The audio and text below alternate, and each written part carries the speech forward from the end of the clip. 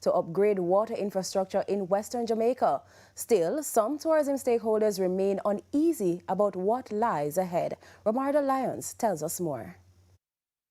Patience is running in Negril, but is water. Hopes are high for the promised improvements.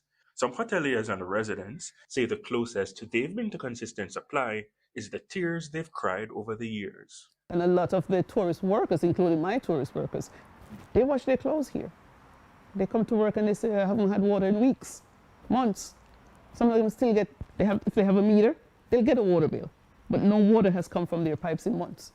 So I said, yes, you come in, you could take home a bottle of water if you have to. So it's not good. How do you think it feels for a waitress comes to work, taking care of the guests? She serves water, a glass of water. The guest might drink half of it, she have to dump the rest, but yet she don't have enough to brush her teeth. That makes sense to you? Makes no sense. In 2024, a survey conducted by the Jamaica Hotel and Tourist Association Negril chapter indicated that within 2 months, hoteliers spent more than $200 million to buy trucked water as a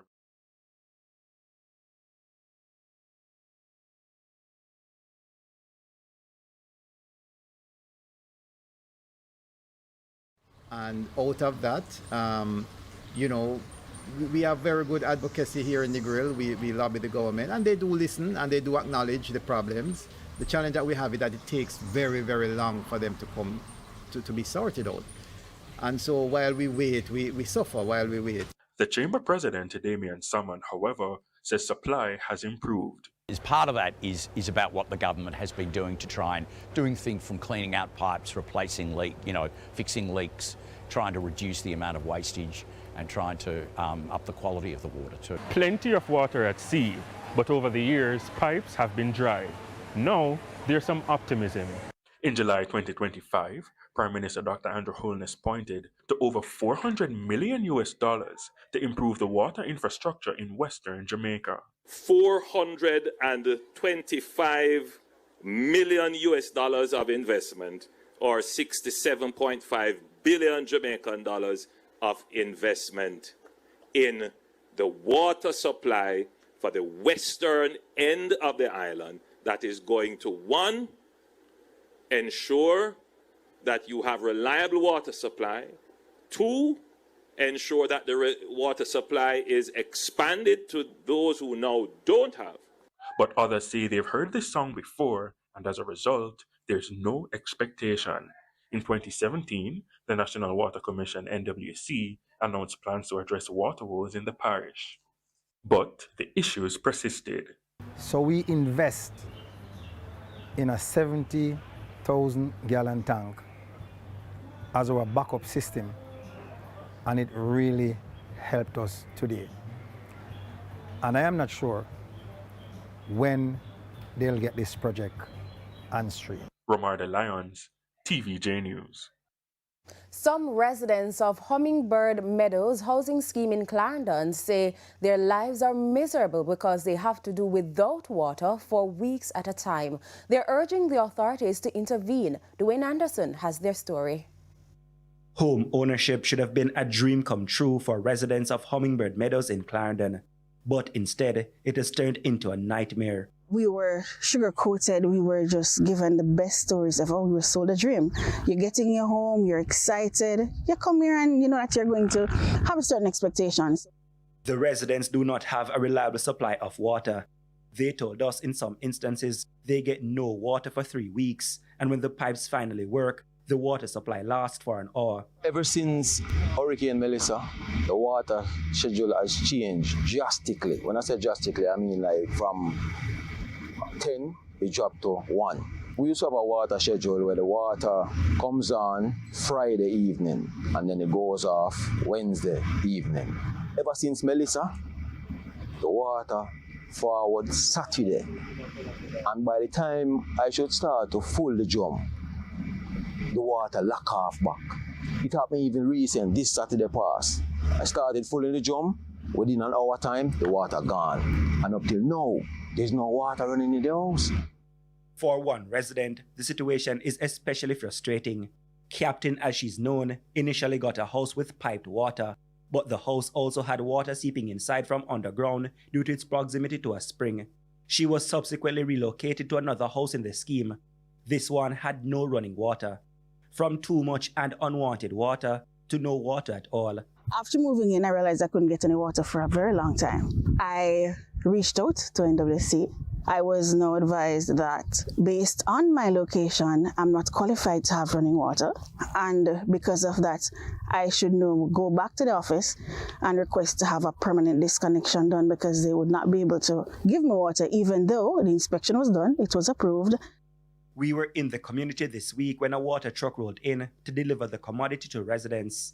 But residents' bank accounts are still leaking money as the trucks sent by the authorities are not reliable. Every time I buy water, it's either, depending on the truck that you call, it's either $4,000 or $5,000 or $5,000, depending on which truck you get or which one have water available.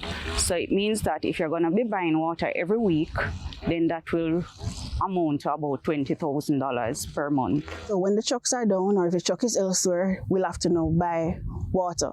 Now for persons who have, for example, the 800 gallon, you're going to spend $6,500, sometimes even more. Some of the times you're buying water, you're not even sure where the water is coming from because we're desperate for water. As soon as we see a truck come, we'll just jump and buy the water because we're really out of water. We just sometimes need to have a shower. Dwayne Anderson, TVJ News.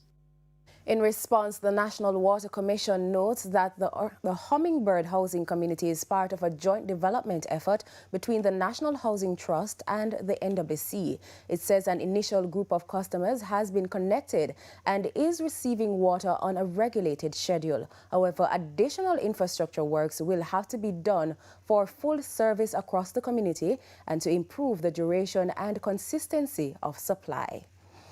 It's now time for another break, but stay with us. We have more local stories when we return.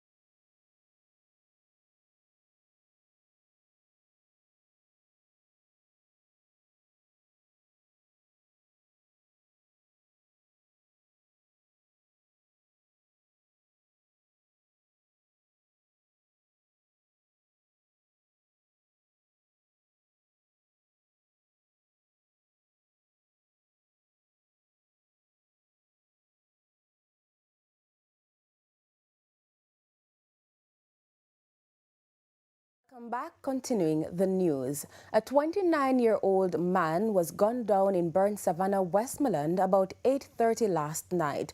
Tavon Hall, also called Papa, was reportedly sitting with his female companion at home on their back veranda when 3 gunmen approached and shot him. The gunmen also shot and injured Hall's 73-year-old uncle, who was in a room nearby. On Monday, gunmen also shot and killed another man in the same community. He was identified as Javon Ennis, better known as Booby or Fry Eye. Ennis was reportedly shot while walking near Sterling Hardware. Police say Ennis was also shot days before being killed on Monday. The Ministry of National Security says it will be strengthening the asset management program within the Jamaica Constabulary Force following the acquisition of 143 vehicles recently. As Jamila Maitland explains, it cost taxpayers more than $500 million. Police officers beam with excitement as they inspect the new motorcycles handed over to the Jamaica Constabulary Force. National Security Minister Dr. Horace Chang says the expansion of the JCF's fleet is long overdue, while blaming the lengthy procurement process for the delay. 143 vehicles, 21 of them pickups, 70 bikes, and 2 trucks valued at 530 million Jamaican dollars. Dr. Chang says with the expansion must come an improved asset management system that can monitor and maintain the fleet. While they're putting in some system and procedure now which have improved, it's still not where it should be. So we're looking at acquiring in the course of this year a proper asset management program. We had looked at it before. Literally, you can keep track of everything from stationery to vehicles to buildings, and that senior officers will have access to it. From Westmoreland to Portland, officers came from all over the island on Thursday to collect the bikes and pickups assigned to their station.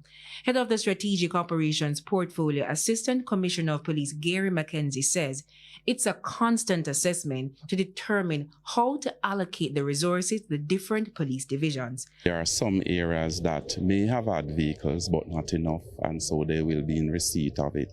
For example, in the St. Catherine South Division, St. Catherine North, St. James, Clarendon, all those police areas will be in possession of these vehicles. There are some areas, for example, Hellshire, that police station needed a vehicle for quite some time now. And so it is in receipt of a pickup, and I'm sure that it will go a long way. A highly placed police source told our news center that despite the addition, the JCF requires twice that investment annually to function effectively. The Ministry of National Security promised to provide a figure on the quantity of vehicles currently in operation. Jamila Maitland, TVJ News. The St. James Police say they are seeing an increase in the number of entertainment events in the parish and are encouraging promoters to apply for the necessary party permits. Head of the division, Senior Superintendent Aaron Samuels, says he recognizes that the local economy keeps the communities alive. 5 months after Hurricane Melissa, there are signs of recovery in the entertainment industry. There are cases where persons may apply, especially for the larger events, an extension to the Ministry of Culture.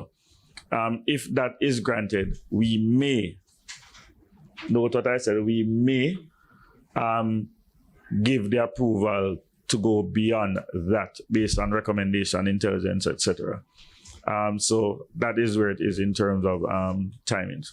SSP Samuels says the police must be aware of the events in order to properly allocate resources in the case of an emergency. As at April 4, St. James has recorded 18 murders, one more than the similar period last year. SSP Samuels warns that criminals may use events to launch attacks, and without proper notification from the police, it makes their response to incidents difficult. Assist persons who want to keep their events. Looking at the safety and security in mind, we want to ensure that persons who are so affected by Hurricane Melissa and may want to put on events, we are trying our best to facilitate these by ensuring that they go through the correct channel, through the municipal corporation and others. So please encourage persons that if they are keeping events, apply for the events. We don't want them to keep illegal events because these give rise to incidents. But as best as possible, we are trying to facilitate the events that are being held. Members of the public are being advised of several road closures across the corporate area tomorrow, April 12, from 8 a.m. until 6 p.m. This is to facilitate the Carnival Road March. The Jamaica Constabulary Force is urging motorists to use alternative routes and comply with directions given by the police.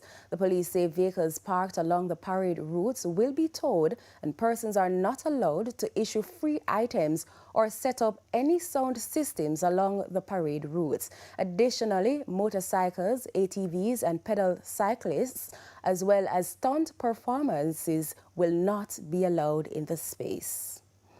And that's the local news. I'll have international news when we come back.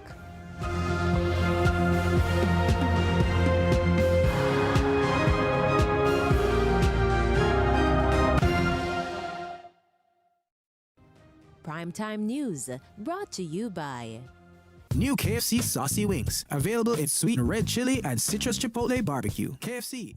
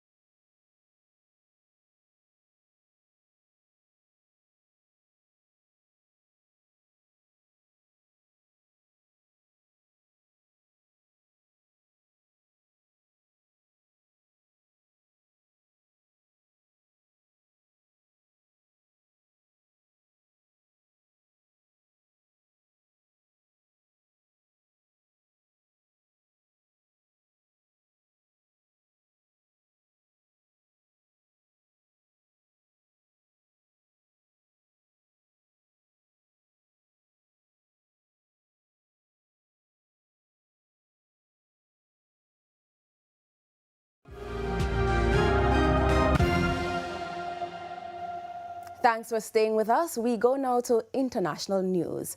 Prince Harry is being sued by the charity he co-founded 20 years ago in Africa in honor of his late mother, Princess Diana. Court records show Centre Bale filed the defamation lawsuit in London's High Court last month. The records show the lawsuit is alleging libel and slander, but further details were not available. Prince Harry co-founded Centre Bale in 2006 to help young people with HIV and AIDS in Lesotho. In a statement on its website, Centre Bale says Mark Dyer, who is a former trustee at the charity, is another defendant in the lawsuit. The statement accuses the pair of being the architects of an adverse media campaign. Prince Harry quit the charity last year following a dispute between trustees and the chair of the board.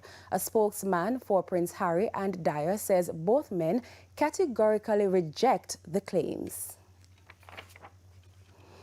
The Primetime News package continues with sports right after this break.